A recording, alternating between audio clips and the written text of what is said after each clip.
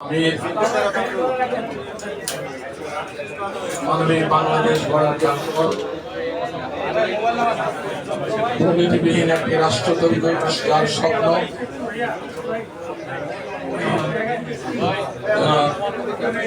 শফিকুর রহমান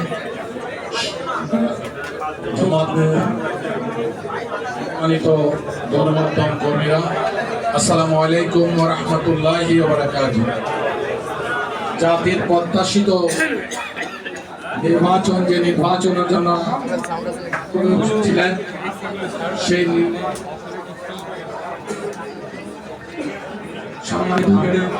আপনাদের সামনে করেছিলেন, তাই আপনাদের সামনে থেকে করবেন। সেই মহানুরক্ষণ এখনই শুরু হলো। আমরা বিনীত অনুরোধ করছি ছেড়ে দেন না। সারা দেশের পরিস্থিতি, ভোটের অবস্থান, তিনি আপনাদের সামনে প্রেস ব্রিফিং করবেন। মাইক ঠিক করেন। ডাক্তার শফিকুর রহমান।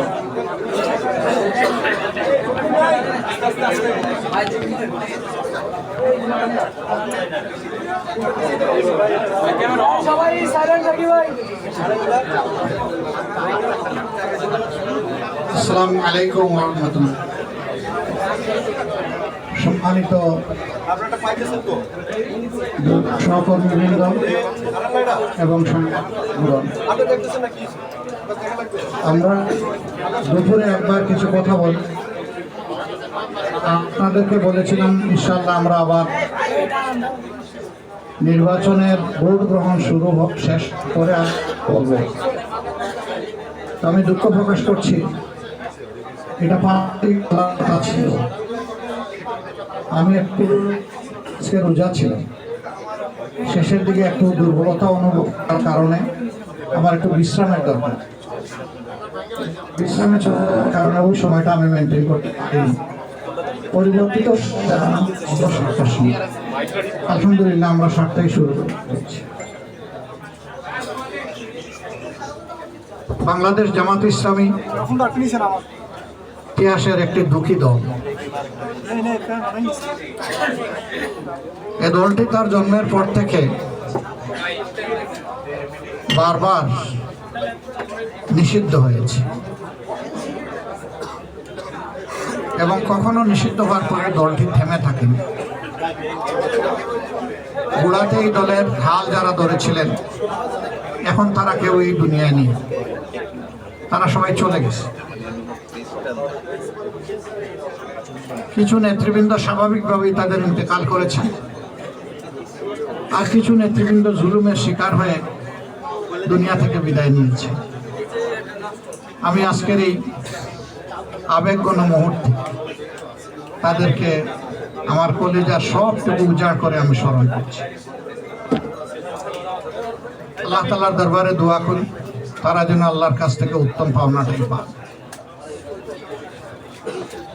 তাদের রক্ত অসংখ্য মুসলমানের চোখের পানি শেষ পর্যন্ত বাংলাদেশকে আজকের এই জায়গায় নিয়ে এসেছে। তবে আমি নিতান্তই শ্রদ্ধার সাথে স্মরণ করি 47-এ যারা আমাদের আজাদির জন্য লড়াই করেছিলেন এবং আজাদি এনেছিলেন, আর 71 যারা জীবন বাজি রেখে লড়াই করেছেন, শাহাদত বরণ করেছেন, আবার কেউ কেউ বেঁচে আছে। আমার পাশেই একজন বীর মুক্তিযোদ্ধা, আলহামদুলিল্লাহ তিনি আছেন, মেজর আখতারুজ্জামান সাহেব, সাবেক সংসদ সদস্য, আপনারা সকলেই তাকে চিনেন। তাদের মধ্যেও ওই লড়াকু সৈনিকেরা খুব বেশি বেছে নেই, অনেকেই দুনিয়া থেকে বিদায় নিয়েছে। এরকম যারাই দুনিয়া থেকে বিদায় নিয়েছেন, আল্লাহ তাআলার দরবারে দোয়া করি আল্লাহ তাদের সকলকে যেন উত্তম প্রতিদান দেন। আর যারা বেঁচে আছেন তারা যেন জাতির খেদমতে জীবনটুকু উজাড় করে দিতে পারে। ইতিমধ্যে আপনারা হয়তো কিছুটা অনুভব করেছেন, সারা দেশে নির্বাচনের প্রাথমিক ফলাফল আসতে শুরু করেছে। আমাদের ধারণা রাত্রে 1টা পর্যন্ত হয়তোবা এটা একটা শেপ নিতে পারে। এখনই অগ্রিম কিছু বলা আমাদের জন্য সমীচীন নয়। দুপুরে অনেকে প্রশ্ন করেছিলেন যে আপনারা কতটা আসন প্রত্যাশা করেন। আমরা বলেছিলাম মহান আল্লাহর উপর আমাদের ভরসা, জনগণের উপরে আমাদের আস্থা আছে এবং আমরা আশা করি জনগণ সঠিক সিদ্ধান্তই ব্যালটের মাধ্যমে জানাবেন। ব্যক্ত প্রাথমিক যে ফলাফল আসতে শুরু করেছে তাতে সেরকম একটা আভাস পাওয়া যাচ্ছে, কিন্তু এটাকে নিশ্চয়তা দেওয়া যাবে না।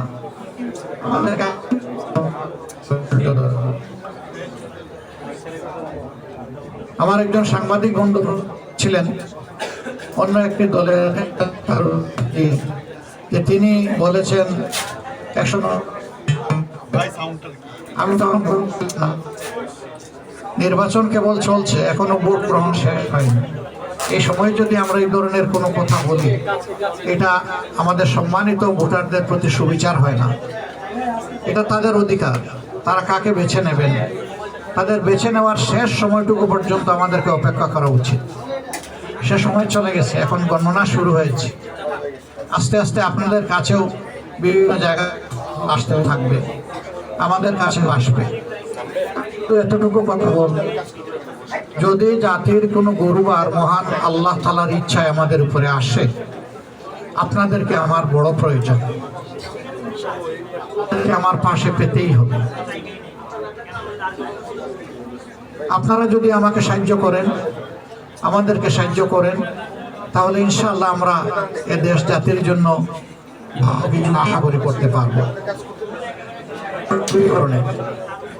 আমাদের উপরে ইতিবাচক কাজগুলোকে যেমন করবেন, আমাদের ভুল হলেও আমাকে ছাড়বেন না, আমাদেরকে ছাড় দেবেন না।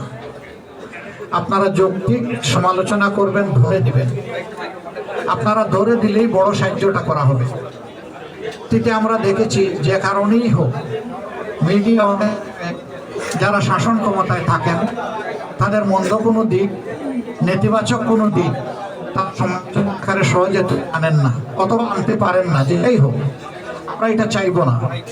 আমরা চাইবো আমাদের মিডিয়া জগৎ যেন এখানে পূর্ণ স্বাধীনতা ভোগ করে। তবে সেই স্বাধীনতাটা হতে হবে আমার স্বাধীনতা, দেশের স্বাধীনতা রক্ষার জন্য। দেশের সার্বভৌমত্ব এবং স্বাধীনতার এমন কোনো স্বাধীনতা ব্যক্তি পর্যায়ে হোক, সমস্যায় হোক, কার জন্য এটাই আমাদের কাছে বড়। আমরা এটুকু আপনাদের কাছে আশা করব। আর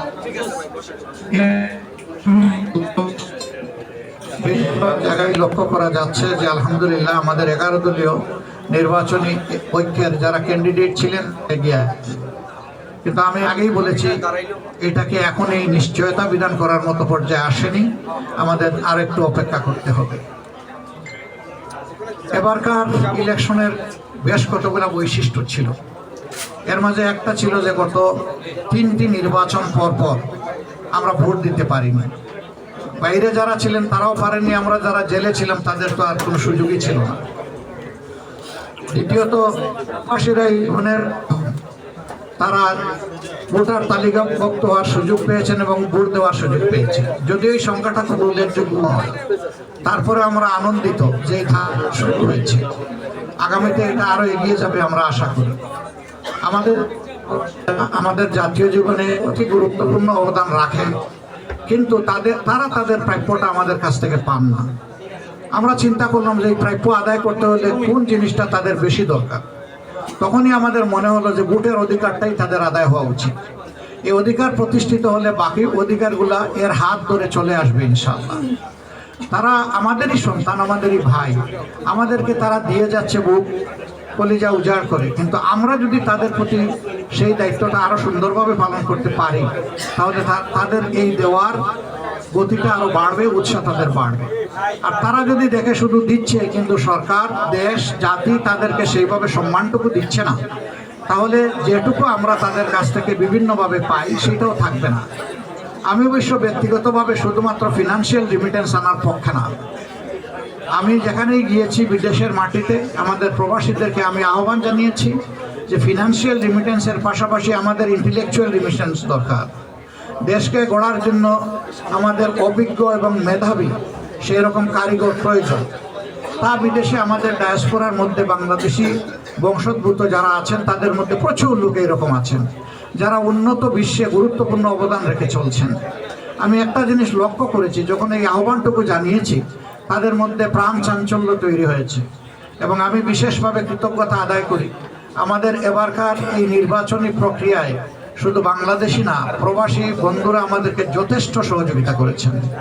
তারা আমাদের ইশতেহার রচনা, পলিসি ডায়ালগ থেকে শুরু করে পলিসি পেপার তৈরি করা, প্রত্যেকটি খুঁটিনাটি বিষয়ে তারা গুরুত্বপূর্ণ অবদান রেখেছেন। আমি তাদের প্রতিও কৃতজ্ঞতা জানাচ্ছি এবং বিশেষভাবে কৃতজ্ঞতা জানাচ্ছি জুলাই আন্দোলনে যখন তারা ঘোষণা দিল যে এখন থেকে আর একটা টাকারও রেমিটেন্স বাংলাদেশে পাঠাবো না, স্টপ রেমিটেন্স, তখনই কিন্তু তৎকালীন সরকারের ভিড় লড়ে উঠেছিল। এটুকু করে তারা বসে থাকতে পারতেন, এটাই যথেষ্ট ছিল, কিন্তু না, তারা বসে থাকেননি। বহু দেশে নিষেধাজ্ঞা উপেক্ষা করে, নিষেধাজ্ঞা ছিল সেটাকে অমান্য করে তারা রাস্তায় নেমেছেন, তারা আন্দোলন করেছেন, তারা মিছিল করেছেন, স্লোগান তুলেছেন স্বৈর শাসনের পতনের জন্য, যার কারণে শুধু ইউনাইটেড আরব এমিরাতসেই 237 জন মানুষকে বন্দী করে তাদেরকে শাস্তি দেওয়া হয়েছিল। ক্রমান্বয়ে তারা মুক্তি পেয়েছেন দীর্ঘদিন পরে, কেউ কেউ জেলের ভিতরে মারাও গিয়েছে। এরকম যারা ইন্তেকাল করেছেন আমি তাদেরকে আলাদাভাবে শ্রদ্ধার সাথে স্মরণ করছি এবং তাদের তামাম খেদমতকে, অবদানকে, ভূমিকাকে আমি আবারও স্বীকৃতি দিয়ে বলছি। আমি স্বীকৃতি না দিলেও তারা গর্বিত, দিলে আরও বেশি গর্বিত। এটা আমাদের দায়িত্ব তাদেরকে স্বীকৃতি দেওয়া। আমরা স্বীকৃতি শুধু দিয়ে বসে থাকবো না, ইনশাআল্লাহ তাদের স্থায়ী স্বীকৃতির জন্য কি করা যায় সেটা নিয়ে ভাববো। এমনকি জামাত এটাও ভাবছে যে ভবিষ্যতে সুযোগ আসলে ইনশাআল্লাহ তারা যে হারে বিদেশে অবস্থান করবেন, যে সংখ্যায়, সেই হারে তাদের জন্য কমফোর্টেবল জায়গা আমাদের সরকারে তৈরি করে দেওয়া হবে আমাদের নৈতিক দায়িত্ব। তখন তাদের অংশীদারিত্বটা আরও বেড়ে যাবে আমাদের প্রতি, এই দেশের প্রতি। আমরা সেই বিষয়গুলোকেও চিন্তায় রেখেছি। যথাসময় আল্লাহ যেন আমাদেরকে সুযোগ দেন এবং বাস্তবায়ন করার তৌফিক দান করেন। আজকের এই মুহূর্তে আমি আসলে কৃতজ্ঞতা আদায় না করে পারি না, করতেই হবে। জুলাই যুদ্ধে যে মায়েরা, যে মেয়েরা রাস্তায় নেমেছিলেন জীবনের ঝুঁকি নিয়ে, ইজ্জতের ঝুঁকি নিয়ে, পুরুষদের কোনো ইজ্জতের ঝুঁকি ছিল না, শুধু জীবনের ঝুঁকি ছিল, কিন্তু মায়েরা ইজ্জত এবং জীবনের ঝুঁকি নিয়ে তারা রাস্তায় নেমেছিলেন। আমি আমার এই মা বোনদের, মেয়েদের প্রতি গভীরভাবে কৃতজ্ঞতা জানাচ্ছি এবং আমরা চেষ্টা করব তাদেরকে মর্যাদার আসনে সমাজে অভিষিক্ত করতে। আমাদের সম্পর্কে অনেক কথা বলা হয়েছে, আমরা মুখে জবাব দেইনি, আমরা কাজের মাধ্যমে জবাব দিতে চাই। আপনারা দোয়া করবেন। আমাদের এই নির্বাচন চলাকালীন সময়ে সাংবাদিক বন্ধুরা ছায়ার মতো থেকে আমাদেরকে সাহায্য দিয়েছেন, সহযোগিতা করেছেন, আমাদের কথাগুলো মানুষের কাছে পৌঁছে দিয়েছেন। আমরা আপনাদের কাছে কৃতজ্ঞ। একসাথে চলেছি, কিন্তু আমি সমানভাবে আপনাদের খোঁজখবর নিতে পারি নাই। আমি ক্ষমা চাই আপনাদের কাছে, আপনারা ক্ষমা করে দেবেন।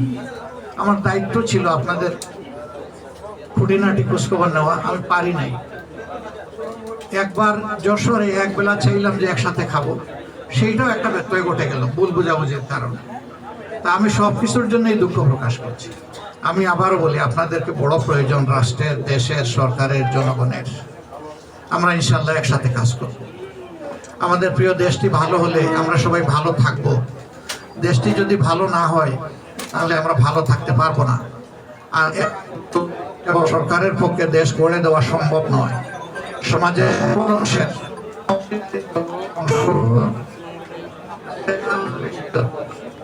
আমি সবসময় ফিল করি সমাজের দুইটা অংশের 4টা চোখ থাকতে হয়। 2 চোখ দিয়ে হয় না।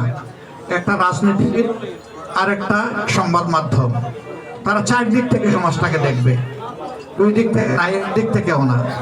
যখন 4 দিক থেকে দেখা হবে তখন দেখার পূর্ণতা বিধান হবে, তখন আর কোনো কিছু থেকে সমাজটা, চিত্রটা পুরোপুরি উঠে আসবে। আমরা ইনশাআল্লাহ একসাথে কাজ করব এ দেশের জন্য। শ্রেষ্ঠ সকলের প্রতি গভীর কৃতজ্ঞতা জানাচ্ছি, বিশেষ করে দেশবাসী, পুরা জনগণের প্রতি, যে তারা আজকে নির্বাচনে যেভাবে এই নির্বাচনকে সামনে রেখে অনেক শঙ্কা, আতঙ্ক ছড়ানো হয়েছিল, কিন্তু সব কিছুর পরে নির্বাচনটা হয়ে গিয়েছে আলহামদুলিল্লাহ, এবং বড় কোনো ক্যাজুয়ালিটি হয়নি। আজকের দিনে হাতিয়ার একটা ঘটনা প্রথমে এসেছে, চেক করে দেখলাম এটা সঠিক নয়। কিছু কিছু সমস্যা বিভিন্ন জায়গায় হয়েছে, এটা আপনারা জানেন, আমি বললেও জানেন না, দেখছি না, এই জন্য এগুলো উল্লেখও করতে চাই না। মানুষের সমাজ একসাথে চলতে গেলে ভুলভ্রান্তি শোনেও যিনি আমার প্রতিদ্বন্দ্বী, তিনি কেউ 2 বার একসাথে দেখা হয়েছে। যখন আমরা নির্বাচনী এই লড়াইয়ে অবতীর্ণ হয়েছি, জয় একজনেরই হবে, বাকিরা এটা মেনে নেবে, এটাই স্বাভাবিক। তো আমরা একজনের জয় হলেও আমি মনে করি যে এটা আমাদের সকলের জয়, এবং যারা এই নির্বাচনে অংশগ্রহণ করেছেন অন্তত এই আসনের ভালো মন্দ, আমি যদি নির্বাচিত হই আল্লাহ তাআলার ইচ্ছায়, তাহলে আমি তাদের সকলকে সাথে নিয়েই কাজ করব ইনশাআল্লাহ। তাদের পরামর্শ নিব, তাদের সহযোগিতা নিব। ঠিক অনুরূপভাবে সারা দেশের জন্য বলতে চাই, যদি আল্লাহ তাআলার ইচ্ছায় আমরা নির্বাচিত হই, সরকার গঠন করার সুযোগ পাই, তাহলে সকল দলকেই আমরা সাহায্যকারী হিসাবে পাশে পেতে চাইবো, এটা আমাদের আকাঙ্ক্ষা থাকবে। আমরা দিল খুলে তাদেরকে আহ্বান জানাবো। ঠিক একটা দেশ বিশ্বে একা, এই জন্যে প্রবাসে বিদেশে দেশে দুনিয়ার যত গুরুত্বপূর্ণ দেশের সাথে আমাদের বন্ধুত্বপূর্ণ সম্পর্ক আছে, আমাদের প্রতিবেশীদের সহ, ইনশাআল্লাহ আমরা তাদের সবার সাথে একসাথে কাজ করব। আমরা হিংসার কোনো পরিবেশ যেয়ে রাখবো না। আমরা খোলা মন নিয়ে, উদার মানসিকতা নিয়ে, যার যেটা প্রাপ্য তার ন্যায্যতা অনুযায়ী তাদেরকে সেই প্রাপ্যটা আমরা দেওয়ার চেষ্টা করব। আর আমাদের যেটা প্রাপ্য সেটাও আমরা আদায় করে নেব। আমাদের সম্পর্ক হবে তাদের সাথে পারস্পরিক শ্রদ্ধা এবং সমতার। আল্লাহ তাআলা আমাদেরকে তৌফিক দিন। আমি আপনাদেরকে দাওয়াত দিচ্ছি, যাদের পক্ষে তারা 11টার দিকে আমাদের কেন্দ্রীয় অফিসে আসতে পারেন, সেখানে আপনাদের সাথে আশা করি আজকে আরেকবার আমাদের দেখা হবে ইনশাআল্লাহ।